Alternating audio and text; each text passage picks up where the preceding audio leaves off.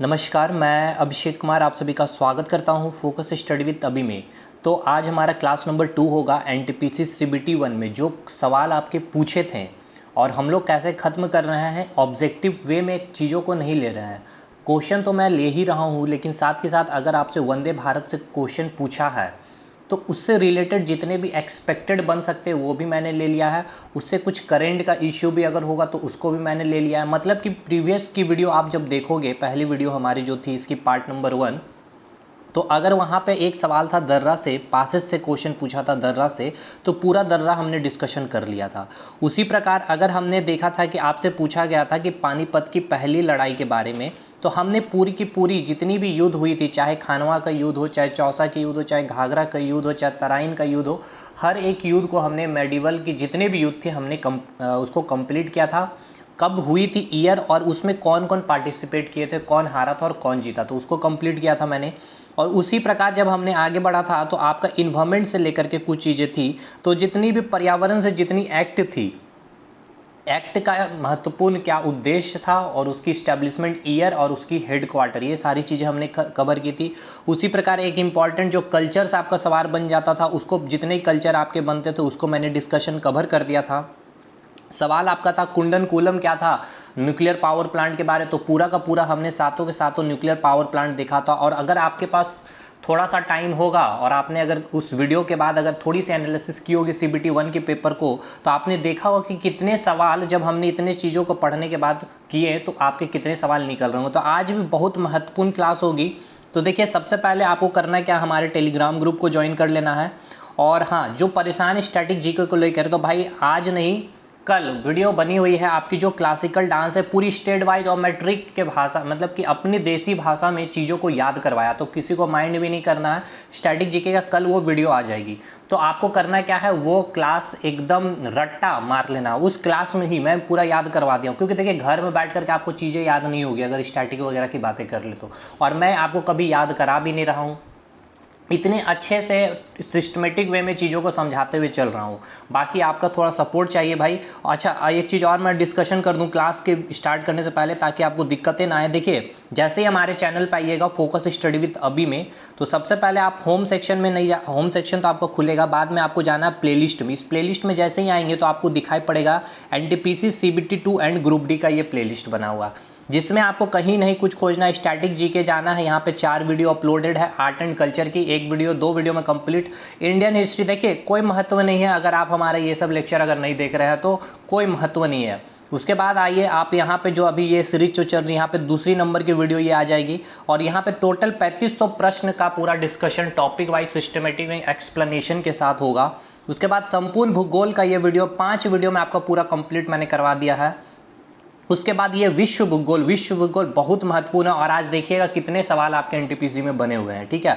Next आपका यहाँ biology पूरा कंप्लीट है, बायोलॉजी इसकी वीडियो रेगुलर वे में अब आते रहेगी। एक्चुअली थोड़ा सा टाइम के इशू के कारण मैं अपलोड नहीं कर पा रहा हूँ। ये बहुत ही महत्वपूर्ण, एक वीडियो में पूरा का पूरा कंप्यूटर आपका कवर किया हूँ मैंने 2 घंटे लेकर के। तो यहाँ से देखिए आपके सवाल बने हैं, फिर फिजिक्स का है, और यहाँ नीचे आपका केमिस्ट्री मिलेगा। तो चलिए अब हम अपनी क्लास स्टार्ट करेंगे। थोड़ा सा आपका टाइम मैंने आज लिया, बट चीज़ें लोगों को पता नहीं हो पा रही है अभी अच्छे से, और यहाँ इतने अच्छे से कंटेंट अवेलेबल है, तो इसीलिए मैंने थोड़ा सा टाइम लिया है। तो आज का पहला सवाल, और अगर कह ले तो हम लोग अप्रॉक्स ये 100वां क्वेश्चन के आसपास हुआ, क्योंकि कल हमने 100 क्वेश्चन डिस्कशन कर लिए। नंबरिंग में तो आपको 10 ही दिख रहे होंगे, लेकिन आपको पता होगा जो फॉलो कर रहे हैं उनको कितने क्वेश्चन सॉल्व आउट हो गए, ठीक है। चलिए भाई, जो सवाल आपसे पूछा गया था कि पहली जो वंदे भारत एक्सप्रेस है, जो ट्रेन है, किन 2 शहरों के लिए चलाई गई थी, ठीक है। तो यहाँ से पहले तो हम देख लेते हैं कि दिल्ली टू वाराणसी ये चला गई थी 17 फरवरी 2019, ठीक है। 15 फरवरी को यहाँ पे ऑफिशियली अनाउंस कर दिया गया था, बट अगर बात कर ले तो कॉमर्शियली वे में जो ट्रेन चली थी 17 फरवरी 2019 में। तो ये डीएफसीसीआई वालों के लिए भी महत्वपूर्ण है, यहाँ से सवाल बनेगा वंदे भारत एक्सप्रेस से, और जितना सवाल बनेगा सब कुछ हम यहाँ पे ले लिए। तो सबसे पहला चीज कि जो वंदे भारत एक्सप्रेस, ये क्यों पूछने का चांस है सीबीटी 2 में, मैं इसका रीजन बता दूं। अभी करंट का इसमें अभी जो है इंडियन रेलवे जो है 104 या फिर 108 या फिर 118, एक बार चेक कर लीजिएगा, कोई भी नंबर में इतने ट्रेन जो है वंदे भारत एक्सप्रेस ट्रेन वो मंगवा रही है इंडियन रेलवे, ठीक है। इसी कारण एकदम 110% की ये सवाल बनेगा। तो ये कहां से कहां चलाई गई थी, दिल्ली टू वाराणसी 17 फरवरी 2019, और ये डेट याद रखना है भाई, एकदम याद रखना, 17 फरवरी 2019 को चलाई गई थी। जब ये लॉन्च की गई थी तब इसका नाम वंदे भारत नहीं था, इसका नाम था ट्रेन 18। ठीक है, नेक्स्ट ये ट्रेन जो था पूरी तरह से मतलब कि ये स्वदेशी ट्रेन है, मतलब कि पूरी तरह से भारत में बनाया गया ये ट्रेन है Vande Bharat express, Vande Bharat express indigenously. ठीक है, यानी कि यह स्वदेशी है। अच्छा, ये कहाँ पे बनाया गया था? जो फैक्ट्री है वो है आपका इंटीग्रल कोच फैक्ट्री। अब पूछेगा कहाँ पर है ये फैक्ट्री, तो आपको बताना है चेन्नई में। और ये एकदम DFCCIL के लिए रट लीजिए कि ये सवाल बनेगा आपका एग्जाम में। नेक्स्ट, मैक्सिमम स्पीड कितनी है इसकी? देखिए, इसकी मैक्सिमम स्पीड तो 180 किलोमीटर पर आवर है, पर आप सभी को पता है इंडियन रेलवे की जो रेल लाइंस है वो आपकी उसकी सच्चाई से सबको रूबरू है। तो आपको ये पता होना चाहिए कि इसकी जो अभी जो मतलब कि नॉर्मली इन्होंने जितनी स्पीड से ये चलाई है ट्रेन 130 किलोमीटर पर आवर से ही यहाँ पे, मतलब अभी इंडियन रेलवे में इतनी स्पीड से ये ट्रेन चल सकती है 130 किलोमीटर पर आवर। तो ठीक है, कितना फैक्ट, कहां से कहां ये ट्रेन चलाई गई थी? तो दिल्ली टू वाराणसी चलाई गई थी, 17 फरवरी 2019 को चलाई गई थी। जब ये लॉन्च की गई थी तब इसका नाम क्या था? तो ट्रेन 18 नाम था इसका। ये ट्रेन पूरी तरह से क्या है? इंडिजीनियसली, मतलब ये पूरी तरह से स्वदेशी है। नेक्स्ट, ये कहाँ बनाया गया था? तो इंटीग्रल कोच फैक्ट्री में बनाया गया था, और ये कहाँ है? तो चेन्नई में है। नेक्स्ट, इसकी मैक्सिमम स्पीड की देखिए, मैक्सिमम स्पीड तो 180 किलोमीटर पर आवर है इस ट्रेन की, बट ये अभी चल कितनी रही है? तो 130 किलोमीटर पर आवर में। ठीक है मेरे भाई, अभी इंडियन रेलवे की जो मैक्सिमम स्पीड जो चलाई जा सकती है ट्रेन की वो 130 किलोमीटर पर आवर ही है। ठीक है, अब हम नेक्स्ट क्वेश्चन में बनते हैं। देखिए यहाँ पे सवाल क्या पूछा गया कि भारत के किस राज्य के तट रेखा सबसे लंबी है? तो सवाल को समझिए, ये बहुत ही महत्वपूर्ण सवाल है और इससे मतलब क्या बोले कि भर भर के क्वेश्चन पूछेंगे आपके NTPC में, ग्रुप डी में, आप कोई भी SSC में चले जाइए, यहाँ से सवाल बनते हैं। तो पहले समझ लीजिए ये क्या पूछ रहे हैं। भारत की किस राज्य की तट रेखा जो है सबसे लंबी है? तो आइए एक फिगर हम आपको दिखाना चाहेंगे। देखिए, तट रेखा मतलब क्या होगा? जो जलीय वाली जो सीमा होती है, ठीक है, जो बॉर्डर हो गई यानी कि वाटर बॉर्डर या जलीय सीमा। तो ये जो देख रहे हैं तट जो है ये, ठीक है, ये कौन से राज्य की जो है सबसे लंबी है? यहाँ पे यही सवाल आपसे पूछा गया। तो देख सकते हैं, अच्छा ये देखिए क्या है, अरब की खाड़ी है, बंगाल की खाड़ी, और इधर क्या है आपका हिंद महासागर है। ठीक है, ये क्लियर है? आप इंडियन ज्योग्राफी का भाई वीडियो जरूर देखिए, बहुत मजा आएगा देखने के बाद। आपको सच बता रहा हूँ, ये 5 वीडियो जरूर देखिएगा। तो ये चीज आपको समझ में आया कि यही आपसे पूछा गया है कि यहाँ पे कौन सा राज्य है जिसकी सीमा सबसे अधिक जो है जल को छू रही होती है। ठीक है, तो आपने मैप देख लिया, अब हम आएंगे आप अपने सवाल पर। चलो मेरे भाई, देखिए सवाल है कि किस राज्य की तट रेखा सबसे लंबी है? तो आपको ये जवाब क्या देना है? गुजरात। ठीक है, गुजरात।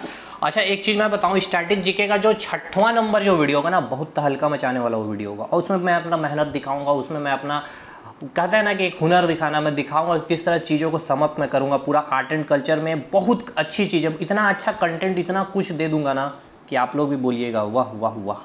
चलिए, किस राज्य की तट रेखा जो है सबसे लंबी है? वो क्या है? वो होगी गुजरात। मतलब कि भारत की जो गुजरात जो राज्य है उसकी जो सीमा है, ठीक है, गुजरात राज्य की सीमा जो है सबसे लंबी है, जो जल को यानी कि जलीय सीमा को छू रही होती है। ठीक, अब आइए टोटल कितने राज्य जो है जो जल सीमा बनाती है? मतलब क्या है, या तो अरब खाड़ी से, या तो बंगाल की खाड़ी से, या फिर हिंद महासागर को क्या हो रही होगी? छू रही होती है। टोटल 9 राज्य है। डायरेक्ट पूछा गया सवाल, कितने राज्य? तो 9 राज्य। कौन कौन से राज्य है? गुजरात है, महाराष्ट्र है, गोवा है, कर्नाटक है, केरल है, तमिलनाडु, आंध्र प्रदेश, उड़ीसा और वेस्ट बंगाल। टोटल 9 राज्य है। और यहाँ से जितने भी आप देख रहे हैं, गुजरात, महाराष्ट्र, गोवा, कर्नाटक, केरल, ये आपके पश्चिमी तट है। ठीक है, वेस्टर्न साइड का बात कर रहे हैं, और ये पूर्वी तट है यानी कि तमिलनाडु, आंध्र प्रदेश, उड़ीसा और वेस्ट बंगाल। मतलब अगर हम यहाँ पे मैप में आए, एक बार मैंने बहुत चीज़ें ली है ताकि आपको चीज़ें बिल्कुल दिक्कत ना हो। ये आपका क्या हो गया? ये हो गया वेस्ट पश्चिमी, और ये क्या हो गया आपका पूर्वी, यानी कि इधर आपका क्या हो गया? ये देखिए गुजरात आप देख रहे होंगे, ठीक है, गुजरात हो गया, महाराष्ट्र हो गया, गोवा हो गया, कर्नाटक हो गया, केरल हो गया, ठीक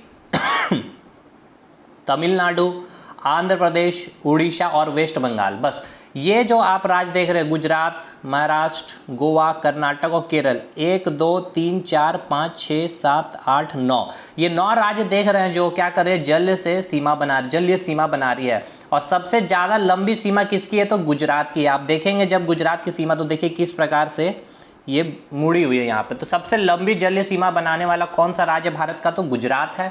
टोटल कितने राज्य जो है जलीय सीमा बना रही है? तो टोटल कितने राज्य हो गए? टोटल 9 राज्य हो गए। उसके बाद 9 राज्य का मैंने नाम बता दिया है, पश्चिमी और पूर्वी में डिवाइड करके। गुजरात, महाराष्ट्र, गोवा, कर्नाटक, केरल, पश्चिमी घाट, पूर्वी घाट में आएंगे तमिलनाडु, आंध्र प्रदेश, उड़ीसा और वेस्ट बंगाल। अब आपसे क्या पूछेगा कि सबसे लंबी समुद्र तट, तो आपको तो गुजरात बता दिया है, लेकिन अगर गुजरात नहीं रहा तो आपको तीन आपको याद रखना है। गुजरात के बाद सबसे लंबी किसकी है? आंध्र प्रदेश, जो आपकी कहाँ है? पूर्वी घाट में, ठीक है, पूर्वी तट में, सॉरी पूर्वी तट में है आपका। और उसके बाद क्या है आपका? तमिलनाडु। मतलब कि एक नंबर में जिसकी सबसे जलीय सीमा लंबी है वो कौन है? गुजरात है। मतलब गुजरात राज्य की जो सीमा है वो जल से सबसे अधिक छू रही होती है।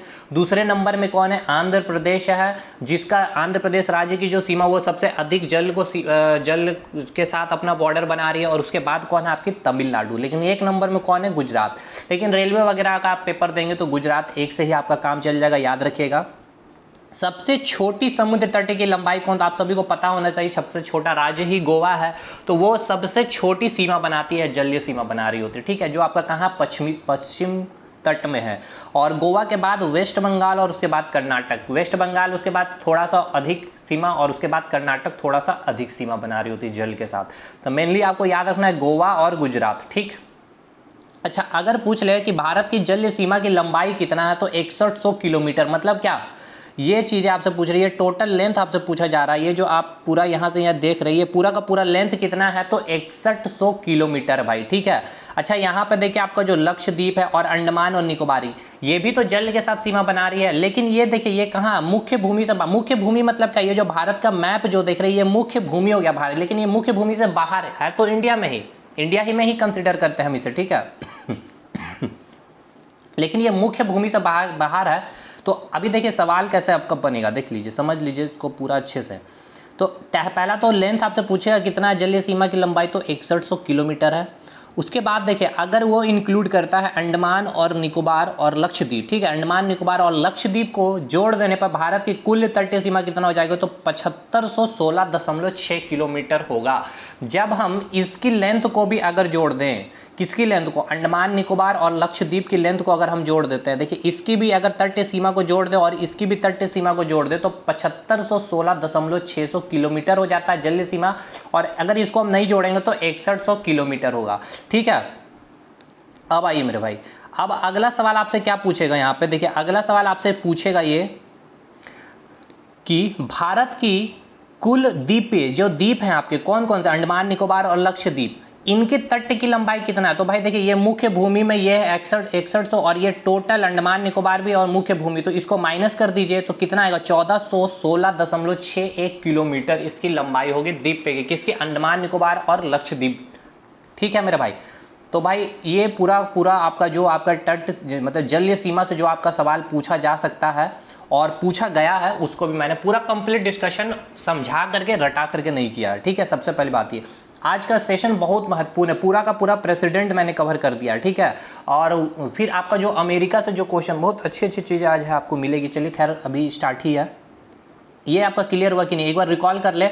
वंदे भारत एक्सप्रेस भाई कब हुआ था? 17 फरवरी 2019 दिल्ली से वाराणसी चली थी, इंटीग्रल कोच फैक्ट्री में बनाई गई थी। इंटीग्रल कोच फैक्ट्री कहाँ? चेन्नई में। ये एक स्वदेशी ट्रेन है, ये पूरी तरह से स्वदेशी ट्रेन है। और इससे पहले इसका नाम क्या था? वंदे भारत एक्सप्रेस और ट्रेन 18 है। और आपको मैंने क्या कहा, एक बार चेक कर लेने, 108 या 104 कितने नंबर ट्रेन जो है अभी भारत इंडियन रेलवे जो मंगाई है वंदे भारत एक्सप्रेस को। मैक्सिमम स्पीड 180 है, लेकिन चल कितनी रही है? तो 130 किलोमीटर पर आवर। नेक्स्ट आपका जो हमने डिस्कशन किया कि भारत किस राज्य की तट रेखा सबसे लंबी है, तो तट रेखा मतलब सबसे आपको समझना क्या है कि भारत का वह कौन सा राज्य है जो जल के साथ सीमा बना रही है। जल के साथ मतलब क्या है? इधर अरब की खाड़ी, इधर बंगाल की खाड़ी और इधर हिंद महासागर। तो सबसे लंबी सीमा कौन बना रही है? तो गुजरात। गुजरात के बाद मैंने क्या बताया? आंध्र प्रदेश। आंध्र प्रदेश के बाद मैंने क्या बताया? तमिलनाडु। और सबसे छोटी सीमा कौन बना रही थी? तो गोवा। गोवा के बाद मैंने क्या बताया था? वेस्ट बंगाल। और वेस्ट बंगाल के बाद मैंने क्या बताया था? कर्नाटक। नेक्स्ट आपके यहाँ पे मैंने क्या बताया था? टोटल कितने राज्य जल सीमा बनाते हैं? तो 9 में से 5 जो है आपका पश्चिम साइड का है और 4 कौन है? आपका पूर्वी साइड। पश्चिम साइड में कौन कौन हो गया? आपका गुजरात, महाराष्ट्र, गोवा, कर्नाटक, केरल। 4 इधर जो पूर्वी साइड में कौन कौन हो गया? आपके तमिलनाडु, आंध्र प्रदेश, उड़ीसा और आपका इधर क्या हो जाएगा? वेस्ट बंगाल, ठीक है मेरे भाई, क्लियर और नॉट? और इसके बाद सबसे छोटी हो गई, सबसे लंबी हो गई। अच्छा, टोटल जलीय सीमा की लंबाई अगर आपसे पूछ लिया जाए तो कितना है? 6100 किलोमीटर मुख्य भूमि में। और इसमें अगर हम द्वीप को भी कंसीडर कर ले, अंडमान निकोबार और लक्षद्वीप को, तो टोटल लेंथ कितनी हो जाएगी? 7516.6 किलोमीटर। और केवल द्वीप की लंबाई पूछी जाएगी तो कितनी होगी? 1600 1416, ठीक है, 1416.61 किलोमीटर, एकदम टिप पर ये जवान पे याद होना चाहिए आपको। और बाकी सारी चीज़ें हमने यहाँ पे कवर कर ली, रिवीजन भी कर लिए। आगे चलते हैं नेक्स्ट क्वेश्चन पे। चलिए देखिए, यहाँ जो सवाल आपका एक कंप्यूटर से, देखिए कंप्यूटर से भर भर के पूछता है रेलवे। कंप्यूटर का मस्ती किसे, ग्रुप डी में देखिएगा कितने सवाल पूछेंगे, एकदम पूछना ही पूछना है, क्योंकि साइंस जहाँ आ गया वहाँ कंप्यूटर आएगा ही आएगा। और अभी कंप्यूटर का दौर है तो कोई छोड़ेगा नहीं। देखिए कंप्यूटर का मस्तिष्क पूछा गया तो मैं बस एक लाइन में सीपीयू लिख दिया हूँ भाई। सीपीयू से बहुत सारे सवाल बनते हैं, सेंट्रल प्रोसेसिंग यूनिट है, इसका क्या काम है क्या नहीं है। तो भाई आप 2 घंटा अपने जीवन का निकालिए, कंप्यूटर से एकदम निजात पा लीजिएगा, कोई दिक्कत नहीं है कि वीडियो आपको केवल देखना है। सारा लिंक डिस्क्रिप्शन बॉक्स में मिल जाएगा, सारा का सारा लिंक देख लीजिए। और मैंने बता भी दिया कैसे ये कंप्यूटर का ये वीडियो देख लीजिए, सारा मैंने देखिए 5 दिन पहले ही अपडेट किया है प्लेलिस्ट में। तो कंप्यूटर का एक सवाल आपका नहीं छूटेगा, पिछले बार भी नहीं छूटा था, इस बार भी नहीं छूटेगा। आगे आइए, कंप्यूटर से इसलिए मैंने, और इसमें बहुत सारी चीज़ें ले सकता था बट नहीं लिया, क्योंकि आपको वो वीडियो देख लेना, क्योंकि मज़ा नहीं आएगा फिर वैसे सारी चीज़, क्योंकि कंप्यूटर थोड़ा समझने वाला चीज़ होता है। मैंने और एक एक चीज़ को मैंने समझाया है वहाँ पे। अब आइए बहुत महत्वपूर्ण टॉपिक पे, भारत की सबसे युवा राष्ट्रपति कौन थे। अब यहाँ पे जो आपका आंसर होगा नीलम संजीव रेड्डी, ठीक है। अब देखिए ये किताब को अगर, या अभी जो एनटीपीसी सीबीटी 1 का अगर जो आंसर की आया है उसको अगर ऐसे केवल पढ़िए कि भारत के सबसे युवा राष्ट्रपति नीलम संजीव रेड्डी है, दूसरा सवाल कंप्यूटर का मस्तिष्क किसे कहा जाता है, सीपीयू, तो ऐसे आपका कोई फायदा नहीं, एकदम यूजलेस है। हाँ, अगर राष्ट्रपति को पूछसे पूरा कवर कर लीजिए। अब हम राष्ट्रपति को पूरा कवर करें, ऑलमोस्ट 80 to 90% मैंने राष्ट्रपति को यहाँ पे कवर कर दिया है।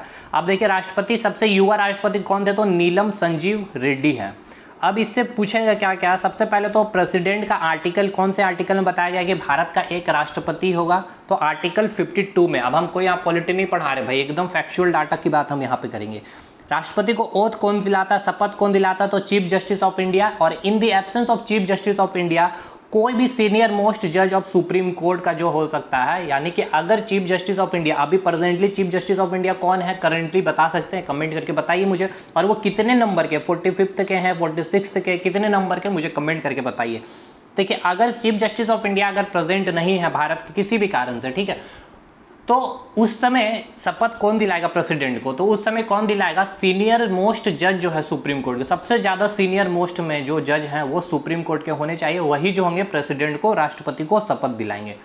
कोशिश कर रहा हूँ पॉलिटी भी स्टार्ट करने का, बट मेरा भी पहले टारगेट स्टैटिक जीके कवर करा दूं और ये वाला कवर करा दूं, क्योंकि इससे बहुत कुछ आपका कवर हो जाएगा। पॉलिटी, विश्व भूगोल, ज्योग्राफी, इंडियन हिस्ट्री, सब कुछ रिवाइज भी हो जाएगा और कंटेंट भी आपको मिल जाएगा। अच्छा, ये प्रेसिडेंट जो होता है ये किनको रिजाइन दे सकता है, तो वाइस प्रेसिडेंट को रिजाइन देते हैं, ठीक है। कितने साल तक इनके कार्यकाल होते हैं, तो 5 वर्षों तक इनका टेन्योर होता है। मिनिमम एज क्या है राष्ट्रपति बनने के लिए, तो 35 ईयर, और मैक्सिमम एज कोई लिमिट यहाँ पे नहीं होते, आपकी कितनी भी मैक्सिमम एज हो तब आप राष्ट्रपति बन सकते हैं, बट मिनिमम आपके 35 साल होने ही चाहिए। आर्टिकल 57 राष्ट्रपति का पूछता है कि वो कौन सा आर्टिकल है जिसमें राष्ट्रपति का पुनर्निर्वाचन की बात लिखी हुई, मतलब कि एक पर्सन कितनी बार भी राष्ट्रपति बन सकता है भारत में, ठीक है। ऐसा अमेरिका में नहीं होता, 2 बार ही है, बट भारत में ऐसा प्रोविजन है। आर्टिकल 57 हमें बताता है कि भारत का कोई भी एक नागरिक कई बार राष्ट्रपति बन सकता है, पुनर्निर्वाचन उनकी बात लिखी गई है आर्टिकल 57 में। क्वालिफिकेशन बहुत महत्वपूर्ण है, 4th नंबर वाला पॉइंट यहां से पूछता है।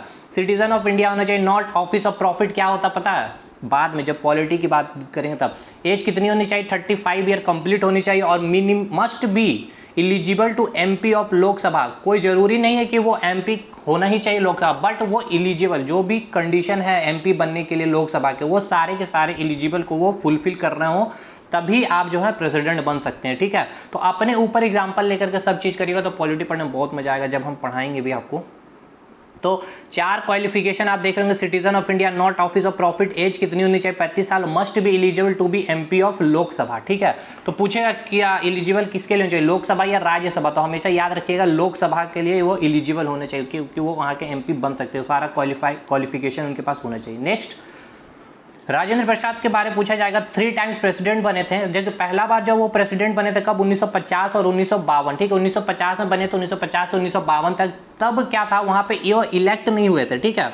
वहां पे क्या हुआ था, वो संविधान सभा के द्वारा बने थे, क्योंकि उस टाइम तक 1950 में आपका लोकसभा ना तो राज्यसभा बना था, 1952 में ही आपका लोकसभा और राज्यसभा बना है, ठीक है। उसके बाद आपका इलेक्शन हुआ था, तो दूसरी बार 1952 में बने, तो 1952 से 1957 और थर्ड टाइम 1957 से लेकर 1962 तक थर्ड टाइम बने, तीसरे बार ये राष्ट्रपति बने थे। तो महत्वपूर्ण आपका क्वेश्चन पूछा जाएगा, जो प्रेसिडेंट बने थे डॉक्टर राजेंद्र प्रसाद पहली बार संविधान सभा के द्वारा बने थे, ठीक है, 1950 में बने, तो 2 साल 1950 1952, और फिर 1952 में भारत का लोकसभा राज्यसभा बन गया, तो फिर से इलेक्शन के थ्रू 1952 से 1957 5 साल टेन्योर होता, तो 1957 तक ये रहे, और फिर से इलेक्शन हुआ तो फिर से वही प्रेसिडेंट बने 1957 से लेकर 1962। अच्छा, राष्ट्रपति का इलेक्शन क्या होता है, सिंगल ट्रांसफरेबल वोट के थ्रू, ये भी आपका पूछा गया सवाल है, तो नोट डाउन कर लीजिएगा। नेक्स्ट, इनको सैलरी कितनी मिलती है, तो 5 लाख। ये सैलरी से नहीं सवाल पूछेगा यहाँ आपका ये सवाल कि कंसोलिडेटेड, ठीक है, कंसोलिडेटेड फंड ऑफ इंडिया से दी जाती है। तो पूछा आपसे गया है ये सवाल कि भारत की संचित निधि, तो जो राष्ट्रपति को जो सैलरी दी जाती है वो किसके, वो मतलब कि जो सैलरी जो दी जाती है भारत के राष्ट्रपति को कहाँ से दी जाती है, तो कंसोलिडेटेड फंड ऑफ इंडिया से दी जाती है, ठीक है। कुछ महत्वपूर्ण आर्टिकल 54 जो राष्ट्रपति से संबंधित, इलेक्शन ऑफ प्रेसिडेंट, मतलब कि जो प्रेसिडेंट का जो इलेक्शन होगा वो सारी की सारी मतलब कि प्रेसिडेंट का इलेक्शन होगा, ना कि कोई भी हेरिडिटरी रूल चलेगा कि आप प्रेसिडेंट है तो आपका फिर आगे आने वाला उत्तराधिकार आपके बेटा जो है वो बनेगा, ऐसा कुछ नहीं है, ऐसा यहाँ पर नहीं है। आर्टिकल 54 बोलता है कि भारत में प्रेसिडेंट बनने के लिए क्या होगा, इलेक्शन होगा, ठीक है। आर्टिकल 55 क्या बोलता है कि राष्ट्रपति का इलेक्शन कैसे होगा, क्या ढांचा है, क्या प्रोसेस है, वो सारी बात आपका आर्टिकल 55 करता है, यानी कि manner of election of president. Article 56 बोलता है कि टेन्योर और रिजाइन की बात की गई है कि कितने साल तक और रिजाइन किसको देगा, ये सारी बातें जो बताई गई है कि रिजाइन वाइस प्रेसिडेंट को देगा, टेन्योर 5 वर्ष होगी राष्ट्रपति की, ये आर्टिकल 56 में लिखी हुई है। आर्टिकल 58 में क्वालिफिकेशन की बात की है, मैंने बताया 4 क्वालिफिकेशन, सिटीजन ऑफ इंडिया होना चाहिए, नॉट ऑफिस ऑफ प्रॉफिट होना चाहिए, 35 ईयर कंप्लीट होनी चाहिए, must be eligible to be MP of Lok Sabha, ठीक है मेरे भाई। नेक्स्ट, आर्टिकल 59 बताता है सर्विस कंडीशन, यानी कि क्या सेवा शर्तें, मतलब कि अब यहाँ पे बहुत ज्यादा हम डिटेल में नहीं जाएंगे, और ये आर्टिकल आपके लिए इंपॉर्टेंट भी नहीं है रेलवे के लिए, ठीक है। अगर पीसीएस वगैरह का पेपर दे रहे हैं तो यहाँ पे महत्वपूर्ण आर्टिकल 59, और ये कंडीशन क्या है, ये सर्विस कंडीशन मतलब फैसिलिटी वगैरह जो है ना प्रेसिडेंट को, उसके पे ही बात की है, ठीक है। आएंगे जब हम पॉलिटी स्टार्ट करेंगे तब। आर्टिकल 60 में क्या बताया गया कि ओथ, ठीक है, जो ओथ कौन देगा, प्रेसिडेंट को चीफ जस्टिस ऑफ इंडिया देगा, अगर chief justice of India absent है तो सीनियर मोस्ट जज ऑफ सुप्रीम कोर्ट। और ये पूछा गया सवाल है भाई, सीनियर मोस्ट जज of supreme court in the absence of chief justice of India, ठीक है। आर्टिकल 61 क्या बोलता है कि प्रेसिडेंट जो है रिमूव बाय इम्पीचमेंट, देखिए प्रेसिडेंट किसी भी कारणवश से, देखिए क्यों प्रेसिडेंट का आप प्रेसिडेंट को हटा सकते हो, तो 2-3 रीजन है उनके, तो हम रीजन पे तो नहीं जाएंगे, बट प्रेसिडेंट को जो रिमूव होता है उनका एक जो विधि है उसे हम कहते हैं महाभियोग प्रक्रिया, यानी कि हिंदी में कहे तो महाभियोग प्रक्रिया और इंपीचमेंट प्रोसेस। तो पूछा जाएगा ये किस आर्टिकल में है, तो आर्टिकल 61 में बताया गया है कि प्रेसिडेंट को हटाया भी जा सकता है इंपीचमेंट प्रोसेस से, महाभियोग प्रक्रिया से। नेक्स्ट, आर्टिकल 71 क्या कहता है कि supreme court shall have right to take decision on the matter of election of president and vice president, मतलब कि अगर कोई भी मैटर अगर चाहता है, ठीक है, सुप्रीम मतलब कि कोई भी मैटर, यानी कि कोई भी चीज, कोई भी बातें अगर प्रेसिडेंट की होती है, चाहे वाइस प्रेसिडेंट के ऊपर होती है, कोई भी मैटर उठ जाए, ठीक है, या तो कोई भी उन्होंने कोई डिसीजन गलत लिया हो, कोई भी मैटर अगर उठता है तो उस पर पूरे की पूरी पावर होता है किसका, सुप्रीम कोर्ट का। Supreme court shall have right to take decision on the matter of election of president, कोई भी मैटर अगर प्रेसिडेंट का हो या वाइस प्रेसिडेंट, उन पर डिसीजन लेने का पूरा राइट होता है किनका, सुप्रीम कोर्ट का। और ये कौन सा आर्टिकल बोलता है, तो आर्टिकल 71 बोलता है।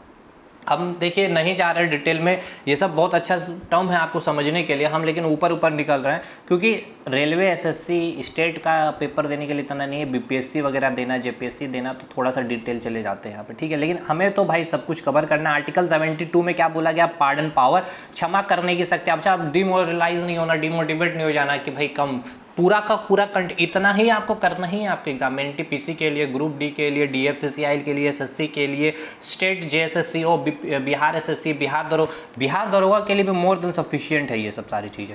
आर्टिकल 123 में क्या बोला गया कि ऑर्डिनेंस पावर ऑफ प्रेसिडेंट, यानी कि राष्ट्रपति की अध्यादेश शक्तियां, ठीक है, ऑर्डिनेंस पावर ऑफ प्रेसिडेंट, जो ऑर्डिनेंस पावर होती है, ठीक है, किसी भी कारण से अगर लोकसभा बंद है, ठीक है, तो उस समय जो होता है राष्ट्रपति के पावर होती है कि क्या हो सकती है, वो कोई भी एक्ट को और एक्ट को साइन करके वो उसे मतलब अपना सिग्नेचर करके उसे उस बिल को क्या कर सकता है, कानून बनाया जा सकता है। ठीक है, ये ऑर्डिनेंस पावर की बात हम करेंगे बाद में, लेकिन पूछा जाएगा आपसे डायरेक्टली राष्ट्र आर्टिकल 123 का संबंध है ऑर्डिनेंस पावर ऑफ प्रेसिडेंट यानी कि राष्ट्रपति की अध्यादेश शक्तियां से इसका संबंध है। आर्टिकल 143 क्या बोलता है कि पावर ऑफ प्रेसिडेंट और power of president consult to supreme court, मतलब कि राष्ट्रपति को कभी अगर ऐसा लगे तो उसके पास पावर हो है। आर्टिकल 143 पावर देता है कि वो जो होता है क्या कर सकता है, सुप्रीम कोर्ट से सलाह ले सकता है। ठीक है, सलाह लेने की शक्ति है, बट ऐसा नहीं है कि जो सुप्रीम कोर्ट बोल दे उसे मानना ही पड़ेगा प्रेसिडेंट को, ऐसा भी इसमें बोला गया है आर्टिकल 143 में। तो पूरा का पूरा प्रेसिडेंट कंप्लीट है भाई। बाकी जो हमारे नोट्स लिए होंगे उनको तो खैर कोई दिक्कत नहीं होंगे। अगर कोई नोट्स लेना चाहता हमारा ये सारा सब्जेक्ट का 7909004902 पर व्हाट्सएप करिएगा, आपको मिल जाएगा। ठीक है, डिस्क्रिप्शन में भी नंबर मिल जाएगा। हाँ, बट ये नोट्स पेड होंगे आपके, हर सब्जेक्ट के 99 रुपीज़ में लेता हूँ चार्जेस। बाकी कॉम्बो में ऑफर भी रखता हूँ, बहुत सारी चीज़ें आकर के हमें मैसेज करिए अगर लेना है तो। चेचक किससे फैलता है, तो भाई देखिए अब हम इस पे तो ज़्यादा नहीं जाएंगे डिटेल में कि वायरस से होने वाली, बैक्टीरिया से होने वाले, फंजाई से क्या। अब इसका जो है वीडियो अवेलेबल है बायोलॉजी का, अब इसको तो आपको देखना ही पड़ेगा। इससे अच्छा वीडियो आपको कहाँ मिल जाएगा बताइए, नहीं मिलेगा ना। ये देखिए बायोलॉजी इतना अच्छे से समझाया, पूरा ह्यूमन डिजीज को पूरा यहाँ पे क्लियर कर दिया और एकदम है डेफिनेटली है कि कोई भी पेपर दीजिए, ग्रुप डी दीजिए चाहे एनटीपीसी, सवाल तो बनेगा। तो चेचक किससे फैलता है, तो वायरस से फैलता है, बस इतना भी मैंने बता दिया। बाकी वायरस से फैलने वाले डिजीज, बैक्टीरिया से फैलने वाले डिजीज, सारा का सारा आपको याद करना पड़ेगा। तो आपको याद कैसे करेंगे, तो वहाँ वीडियो बनाओ, वहाँ से याद करिएगा। ठीक है, आइए मेरे भाई देखिए ये फंसा हुआ सवाल जो मैंने स्टैटिक जीके में आर्ट एंड कल्चर का सेकंड क्लास अगर आपने देखा होगा, सॉरी थर्ड क्लास अगर आपने देखा होगा, तो देखिए बुलंद दरवाजा मैंने बताया था, पूछा गया कि बुलंद दरवाजा स्थित है, तो बुलंद दरवाजा कहाँ स्थित है, सलीम चिश्ती की दरगाह फतेहपुर सीकरी में स्थित है। और ये भी मैंने बताया था इसका निर्माण किसने किया, तो अकबर ने किया था। देख सकते हैं लाइव डेमो, और ये सारे सवाल आपको कहाँ से, नोट से ही तो सारे आए हुए भाई, एक भी तो फार नहीं है। नेक्स्ट अब आइए महत्वपूर्ण आपका एक कॉन्टिनेंट दक्षिण अमेरिका से। देखिए विश्व भूगोल मैंने क्यों बोला था, क्यों महत्वपूर्ण है स्टैटिक जीके के लिए, देख लीजिए। अभी दक्षिण अमेरिका में स्थलबद्ध यानी कि लैंडलॉक्ड देश कौन सी है, तो आपको याद रखना है सबसे पहले कि दक्षिण अमेरिका के मैप को हम एक बार देख ले, आपको दिखा देते हैं। देखिए ये है दक्षिण अमेरिका यानी कि साउथ अमेरिका, हम इसे लिखेंगे SA, या तो आपको समझ जाना साउथ अमेरिका बोला गया। साउथ अमेरिका के जितने महत्वपूर्ण देश को भी मैंने यहाँ पे दिखाया है, विश्व भूगोल की वीडियो देखिए, वहाँ पे सारी चीजें समझ में आएगी। एक वीडियो तो आपको देखना है विश्व भूगोल में, करना है क्या, केवल एक वीडियो, आपको टाइम नहीं है देख लीजिए, एक ही वीडियो आपको केवल देखना, बस एक वीडियो इसमें डाला हुआ, एक वीडियो देख लीजिए, पूरा का पूरा विश्व भूगोल निकल जाएगा, सारों का सारा कंट्री, साउथ अमेरिका हो, अफ्रीका हो, एशिया, चाहे कोई भी हो। तो ये मैप है, और ये जो आपका इक्वेटर लाइन आप जो देख रहे होंगे, ठीक है, और ये आपका मकर रेखा है। बस ये दिखाने का रीजन है क्योंकि यहाँ से आपका सवाल पूछा गया था। आइए क्या है दक्षिण अमेरिका के बारे में हम फैक्ट को डिस्कशन करते हैं। दक्षिण अमेरिका में पूछा गया लैंडलॉक्ड देश कौन सी है, तो ये आपको दो याद रखना है, पराग्वे और बोलीविया। ठीक है, पराग्वे और बोलीविया ये जो दो है आपके साउथ अमेरिका के स्थलबद्ध यानी कि लैंडलॉक्ड देश है। ठीक, साउथ अमेरिका से जितने सवाल बनेंगे अभी हम उसको देखते हैं। चौथा सबसे बड़ा महादेश है आपका कौन, south America. Next, south America महादेश जो है, कॉन्टिनेंट जो है, विषुवत रेखा और मकर रेखा से गुजरती है, यानी कि ये दो रेखा से गुजरती है, एक तो इक्वेटर हो गया और एक आपका क्या हो गया, मकर रेखा, ट्रॉपिक ऑफ कैप्रिकॉर्न से गुजरती है, यानी कि इक्वेटर लाइन, और मतलब कि ये महादेश ऐसा है जिस जहां से आपकी इक्वेटर लाइन भी गुजरती है और आपका मकर रेखा भी गुजरती है, यानी कि ट्रॉपिक ऑफ कैप्रिकॉर्न भी गुजरती है। और वो कौन कौन से देश से गुजरती है, साउथ अमेरिका की कौन कौन से देश से गुजरेगी, वो भी आपसे पूछा जाएगा। तो देख लीजिए नाम, ब्राजील, कोलंबिया, इक्वाडोर, ये तीन जो होती है देश से आपकी जो है विषुवत रेखा गुजरती है। अच्छा ये तीनों देश है कहाँ, साउथ अमेरिका में ही है, बट ये तीनों देश से आपकी क्या होती है, विषुवत रेखा यानी कि इक्वेटर लाइन गुजरती है। और नेक्स्ट आपका जो है ब्राजील, पैराग्वे, अर्जेंटीना और चिली से आपकी मकर रेखा यानी कि ट्रॉपिक ऑफ कैप्रिकॉर्न गुजरती है। ये तीन जो पॉइंट अभी मैंने बताया कि ये साउथ अमेरिका जो साउथ पूछा जाएगा वो कौन सा महादेश है जिससे आपकी मकर रेखा और विषुवत रेखा दोनों गुजरती है, साउथ अमेरिका ऑप्शन में रहेगा तो टिक करेंगे। पूछा जाएगा कौन सी देश है, कोई एक दे देगा, ब्राजील नाम दे देगा, पैराग्वे, अर्जेंटीना, चिली दे बोलेगा कि इनमें से कौन से देश से मकर रेखा सॉरी विषुवत रेखा गुजरती है, तो ब्राजील से, कोलंबिया से और इक्वाडोर से। ठीक है, और मकर रेखा ट्रॉपिक ऑफ कैप्रिकॉर्न रेखा जो गुजरती है किससे, ब्राजील से, पैराग्वे से, अर्जेंटीना और चिली से गुजरती है। ठीक है, अगर क्षेत्रफल के हिसाब से बात कर ले तो साउथ अमेरिका के क्षेत्रफल में सबसे बड़ा देश कौन सा है, तो ब्राजील है। इसलिए ब्राजील से कुछ महत्वपूर्ण पॉइंट देख लीजिए। ब्राजील जो है पूरे विश्व में प्रथम स्थान रखता है कहवा का, यानी कि कॉफी के एक्सपोर्ट के लिए, ठीक है, निर्यात में। दूसरा, क्षेत्रफल, एरिया और जनसंख्या, पॉपुलेशन की दृष्टि से ब्राजील जो है विश्व का 5वां स्थान, ठीक है, ब्राजील जो है 5वां, ब्राजील का जो है विश्व में 5वां स्थान है। किसमें? क्षेत्रफल में और जनसंख्या वाइज बात कर ले तो ब्राजील जो होता है 5th पोजीशन में आता है। यानी इससे चार देश ऐसे हैं जो क्षेत्रफल में भी और जनसंख्या में क्या ऊपर है, बट 5वें नंबर में कौन आता है? ब्राजील आता है। विश्व भूगोल में देखिए पहले नंबर, दूसरे नंबर, तीसरे नंबर कौन है, सारा बताया मैंने, वहां पे आपको करना है। अब यहाँ पे साउथ अमेरिका की कुछ ऊंची मतलब फैक्ट है। देखिए बोला जाएगा कि विश्व की सबसे ऊंची राजधानी, ठीक है, कहाँ राजधानी कौन सी है? तो विश्व की सबसे ऊंची राजधानी जो आपके एंडीज पर्वत पे स्थित है वो कौन सी है? तो लापास है, ठीक है, लापास जो है एंडीज पर्वत पर स्थित है, ये सबसे ऊंची राजधानी है विश्व की। इक्वाडोर, ठीक है, इक्वाडोर जिसकी राजधानी क्या है? क्वेटो है, जो विषुवत रेखा के सबसे निकट स्थित। तो पूछा जाएगा वह कौन सी राजधानी है, वह कौन सी कैपिटल है जो विषुवत रेखा के सबसे निकट स्थित है? तो साउथ अमेरिका का एक जो देश है इक्वाडोर, ठीक है, जिसकी राजधानी क्या है? क्वेटो, जो विषुवत रेखा के सबसे निकट स्थित है। और साउथ अमेरिका की कोलंबिया देश से जो 2 महासागर को स्पर्श करती है। देखिए पूछा जाएगा कि साउथ अमेरिका की जो कोलंबिया है, ठीक है, कोलंबिया जो देश है वो महासागर कितने महासागर को टच करती है? तो 2 महासागर को टच करती है। कौन कौन से? तो प्रशांत महासागर और अटलांटिक महासागर। अब ये सब महासागर वगैरह नहीं समझ में आ रहा तो आपको देखना होगा विश्व भूगोल। एक्चुअली यहाँ पे अगर मैंने मैप में दिखाया होगा कोलंबिया को, तो देखिए ये जो कोलंबिया आप देख रहे हैं, ये देखिए इधर प्रशांत महासागर है ये पूरा, और इधर अटलांटिक महासागर। तो ये एक ऐसा देश है साउथ अमेरिका का जो 2 महासागर को टच कर रही है, स्पर्श कर रही है, प्रशांत महासागर और अटलांटिक महासागर। और अंतिम सवाल आज का ये आपको स्टैटिक जीके में नोट डाउन कर लेना, जो नोट बना रहे होंगे। पटचित्र चित्रकला शैली किस राज्य से संबंधित है? तो उड़ीसा, ठीक है, और उड़ीसा से बहुत सारा फैक्ट भी मैंने बताया था स्टैटिक जीके में, तो कर लेना है। कहाँ पे कौन सी मंदिर है, यहाँ की जो क्लासिकल नृत्य है उसको ही बताया था। तो पटचित्र चित्रकला शैली किस राज्य से संबंधित है? तो उड़ीसा से। तो ऑलमोस्ट आज की क्लास यहाँ पे समाप्त करेंगे, बाकी नेक्स्ट वीडियो में और भी आगे आएगा हमारा क्वेश्चन नंबर 18 से, ठीक है। तो 18 नंबर क्वेश्चन से स्टार्ट करेंगे और भी महत्वपूर्ण टॉपिक इसी तरह से कंप्लीट करते चले जाएंगे। तो अगले वीडियो में मिलते हैं, तब तक के लिए धन्यवाद।